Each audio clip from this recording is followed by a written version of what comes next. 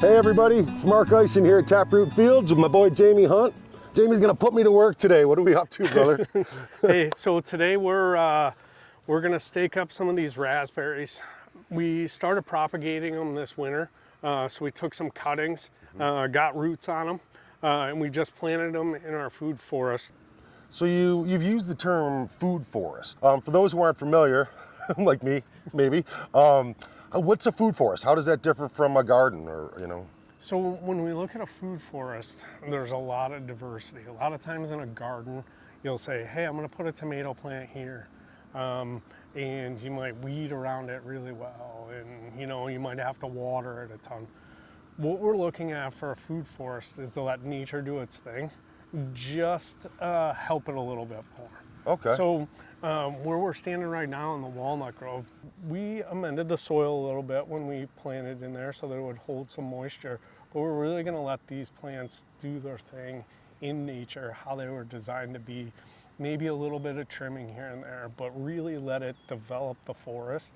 And we're gonna plant things that go with that. And whenever we can, we're gonna incorporate food into that forest. Gotcha. Very cool. So essentially it's just less gardening. You're gonna let it kind of grow in its natural form. Oh, that's very cool. We might have to do some weeding. We might have to help the plants along a little bit, but eventually, if we do our job right, encouraging the forest to grow, it'll take care of itself. Very cool. Yeah. Very cool. What a neat idea. So if you want to cut these natural bamboo, just cut them. They're nice and clean. Sure. Just cut them each evenly? Yeah, just cut them right in half for me. All right. Hand them down, and I'll start staking these up so that they grow nice and straight, and we can train them. So I'm going to start with this one right here, Mark. Perfect. There you go.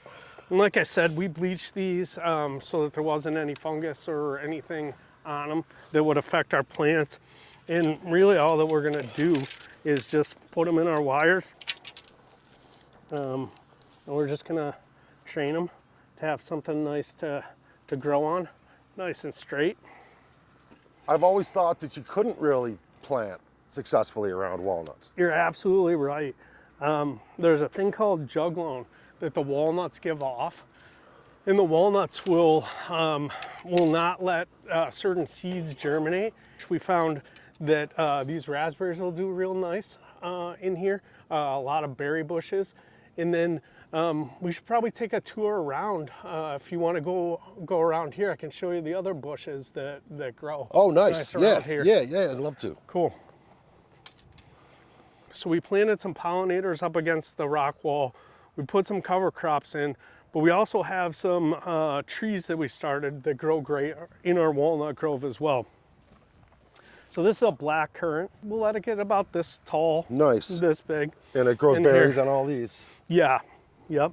So what else do you got going here, and what are the plans for this whole thing? So the plan is to recoup this area. It was just kind of taken over, but as part of our farm and not being monoculture, we want to have as much food growing as possible. Mm-hmm. So the currants are great things to grow under blackberries, but also these hazelnut trees. These hazelnut trees are just small seedlings right now, or saplings, I should say. And these will grow, they'll get nice and big and bushy. But the reason we put these here too is the hazelnuts are one of the only nut trees that will actually thrive in the shade. This canopy of the black walnut's not fully grown in yet, but you can imagine this summer when it's fully grown in, we'd be in shade right now. Sure. These hazelnuts will grow well. Check some of this stuff out too, Mark. So this is black walnut. When we were recouping this walnut grove, we cut some fresh black walnut. So what we did was drilled a little hole, and right here put a plug in.